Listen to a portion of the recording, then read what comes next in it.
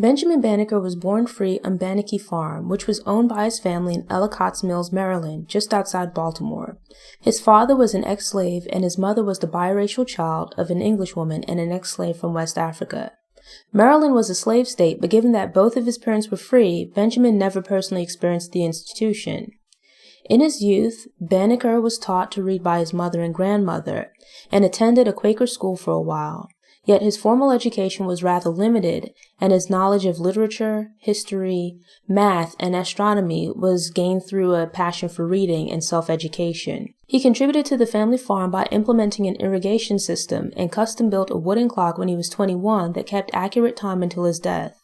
When Benjamin Banneker came of age, he inherited the family farm and further contributed to its success by growing tobacco. Benjamin Banneker was middle-aged by the time he began studying astronomy. A member of the neighboring Ellicott family was also interested in astronomy and loaned Banneker books which he used to expand his knowledge. The Ellicotts also presented Banneker with an opportunity to contribute to surveying land for the development of what would become Washington, D.C. As his knowledge of astronomy grew, Banneker began working on calculations to predict solar and lunar eclipses. He tried to sell this information to other sources but was unsuccessful. Instead, he used the wealth of varied knowledge he'd gained throughout his life to create a series of almanacs that were printed in the 1790s.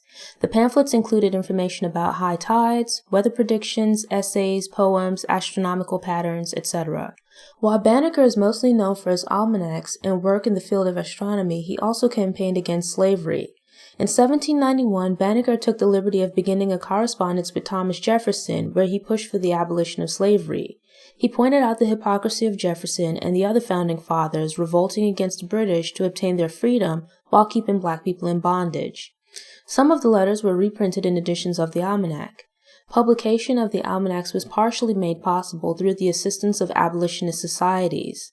But as interest in the abolitionist movement declined, so did support for and sales of Banneker's almanacs.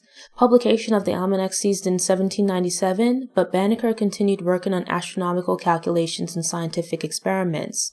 He also published formal reports on bees and charted the cycle of 17-year locusts. Thanks again for tuning in. If you enjoyed this episode, please hit the thumbs up button and share it online. I hope you'll also subscribe and return for future episodes to get motivated, get inspired, and get stories of Black history made and in the making. Until next time, take care.